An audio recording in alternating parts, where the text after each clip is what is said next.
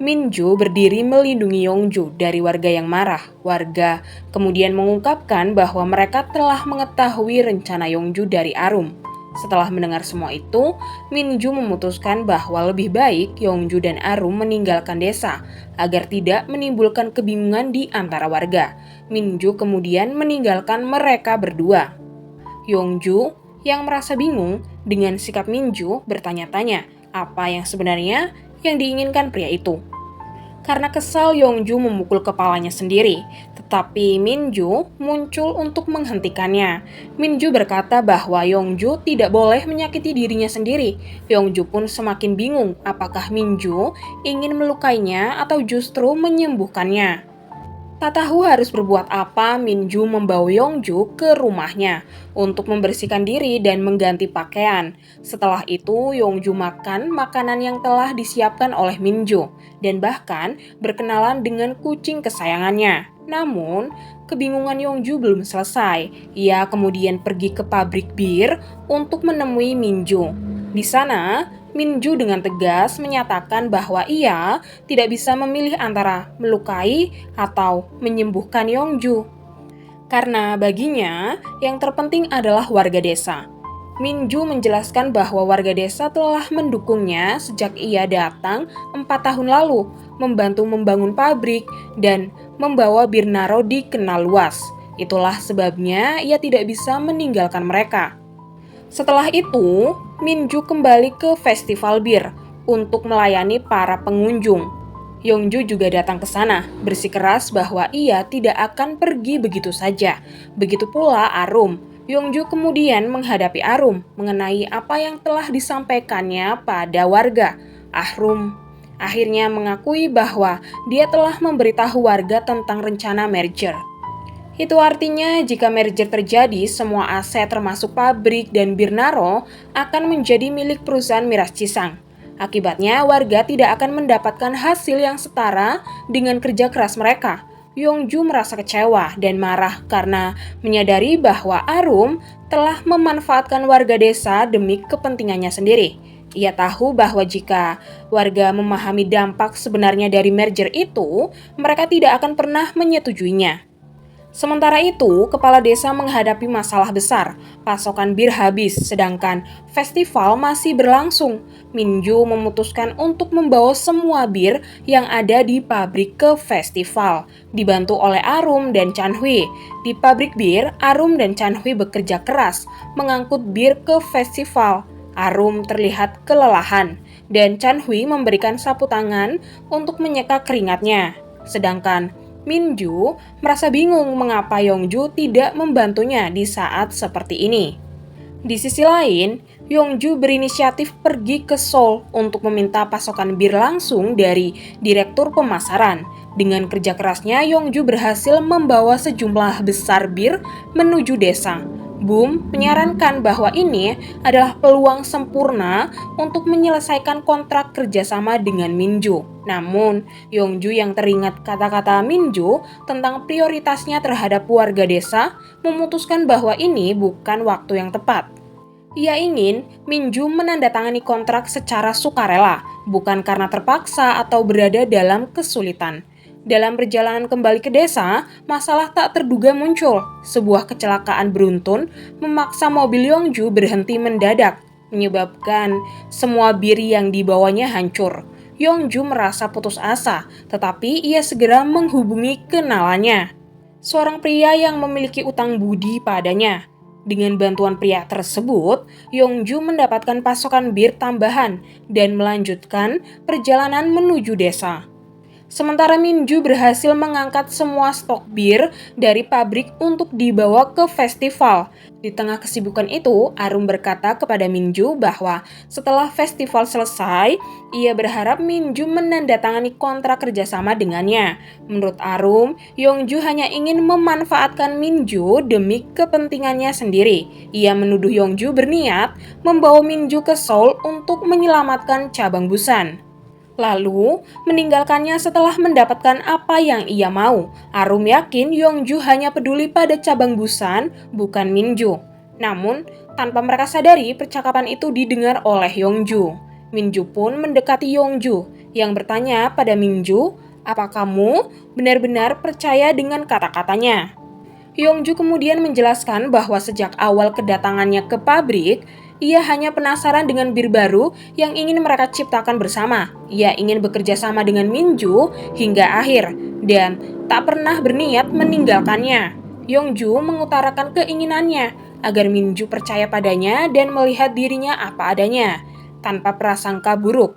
Setelah mengatakan itu, Yongju pergi meninggalkan Minju untuk membawa bir ke festival.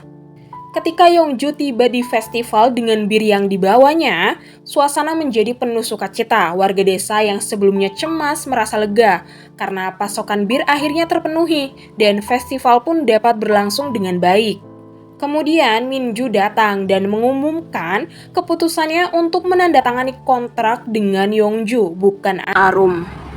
Meskipun warga awalnya tidak setuju, mereka akhirnya menerima keputusan tersebut. Ahrum yang merasa kalah pergi dari festival diikuti oleh Chanhui. Chanhui mencoba menghibur Arum dengan memberikan roti panggang buatannya yang lezat. Di sisi lain, Yongju merasa bingung dengan keputusan mendadak Minju. Tetapi juga senang karena akhirnya Minju memilih untuk mempercayainya. Minju yang memperhatikan perubahan kecil pada Yongju, menyadari bahwa Yongju kini tidak lagi memakai sepatu militernya. Ia tersenyum melihat perubahan itu dan mengungkapkan bahwa sejak awal bertemu, ia sudah memandang Yongju apa adanya. Mereka pun saling bertatapan di tengah suasana festival. Malam itu, beberapa pengunjung terpesona oleh ketampanan Minju dan meminta foto bersama. Namun Yongju yang tahu Minju sensitif terhadap situasi seperti itu segera mendorongnya menjauh. Sebagai gantinya, Yongju menawarkan diri untuk berfoto dengan para pengunjung. Melihat perhatian itu, Minju tersenyum kecil. Setelah festival usai, Yongju dan Minju duduk bersama menikmati bir Naro. Yongju minum dengan santai sambil mendengarkan cerita Minju tentang pembuatan bir khasnya. Minju menjelaskan bahwa bir Naro dibuat dengan tanaman hop yang ia tanam sendiri di kebunnya. Ia mengungkapkan bahwa hop memiliki sensitivitas yang luar biasa, memberikan rasa yang kuat pada bir. Menurutnya, tanaman itu seperti dirinya, sensitif. Bedanya pada bir, hal itu justru memberikan ciri khas yang istimewa. Sedangkan pada manusia, sensitivitas sering dianggap aneh, seperti dirinya yang dianggap aneh oleh orang lain. Mendengar itu, Yongju berkata bahwa orang yang terlihat sensitif seringkali adalah mereka yang paling peduli dengan perasaan orang lain. Ketika bir Naro habis, Minju bangkit untuk mengambil lebih banyak. Yongju dengan sigap menutupi sudut meja agar Minju tidak terbentur karena dia mengingat kebiasaannya yang sering tersentak meja. Perhatian kecil itu membuat Minju merasa Yongju memahami dirinya. Setelah puas berbincang dan menikmati bir, Minju memutuskan untuk beristirahat. Yongju mengantarnya pulang, namun bukannya tidur, Minju malah memilih meditasi untuk menenangkan pikiran. Saat itulah ia mendengar Yongju bernyanyi di luar. Suara Yongju yang menenangkan membuat Minju mematikan musik meditasinya dan memilih menikmati nyanyian Yongju, merasa hatinya damai dan tentram. Keesokan harinya, Minju memutuskan pergi ke Seoul untuk membahas kontraknya. Namun, ia masih ragu apakah dirinya mampu.